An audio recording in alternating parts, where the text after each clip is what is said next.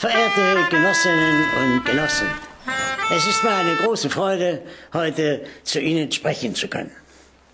20 Jahre nach dem versehentlichen Ende unserer guten DDR, ausgelöst durch den trottlichen Genossen Scharowski, erhalten endlich die sozialistischen Grundwerte wieder Einzug in unsere Gesellschaft. Revolution!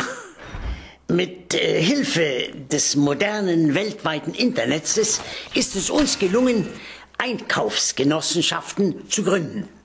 Ähnlich den landwirtschaftlichen Produktionsgenossenschaften in unserer guten DDR dienen diese dem Wohle der Genossinnen und Genossen. Ich fordere Sie auf, überzeugen Sie sich selbst von der Qualität dieser Neuheit. Schalten Sie Ihren Elektronenrechner an und tippen Sie auf www.dailydeal.de.